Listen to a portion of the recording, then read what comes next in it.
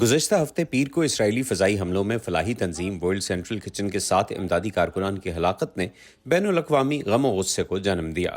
اس کے جواب میں صدر جو بائیڈن نے جمعرات کو اسرائیلی وزیر اعظم بنجامن نیتن یاہو کے ساتھ 30 منٹ تک فون پر بات چیت کی، جس میں حملوں کے لیے جواب دہی اور شہریوں کے لیے مزید امداد اور تحفظ کا مطالبہ کیا۔ اس کے چند گھنٹوں بعد اسرائیل نے غزہ میں مزید امداد لے جانے کی اجازت دینے کے اقدامات کا اعلان کیا، جس میں اشدود بندرگاہ کے ذریعے سامان کی ترسیل کی اجازت اور ایک اور زمینی گزرگاہ کے ذریعے اردن سے امداد میں اضافہ بھی شامل ہے۔ اسرائیل نے ان حملوں پر معذرت کی ہے اور 2 افسران کو یہ کہتے ہوئے برطرف کر دیا ہے کہ انہوں نے ضروری طریقہ کار کی خلاف ورزی کی ہے۔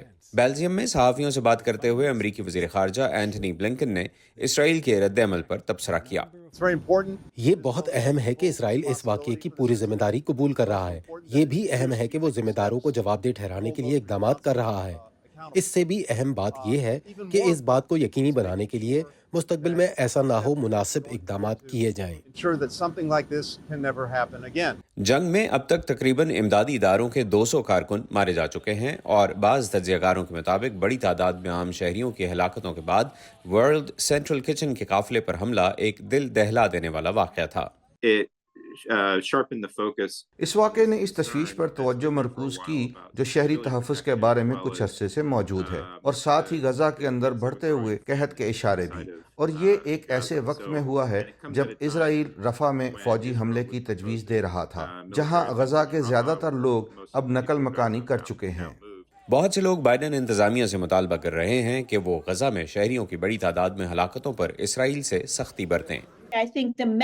مجھے لگتا ہے کہ پیغام آخرکار وضاحت، درستگی اور اجلت کے ساتھ پہنچا دیا گیا ہے۔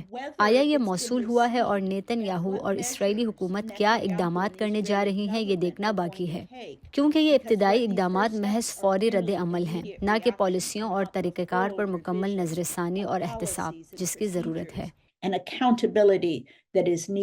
گزشتہ ہفتے کے اوائل میں مظاہرین نے اسرائیلی پارلیمنٹ میں خلل ڈالا تھا۔ یہ احتجاج وزیر اعظم بنجامن نیتن یاہو پر اسرائیلی یرغمالوں کو واپس لانے میں ناکامی پر بڑھتے ہوئے دباؤ کو نمایاں کرتا ہے۔ 100 سے زیادہ اسرائیلی اب بھی امریکی نامزد کردہ دہشت گرد گروپ حماس کے زیر حراست ہیں۔ سنڈی سین کے ساتھ محمد عاطف، وائس آف امریکہ۔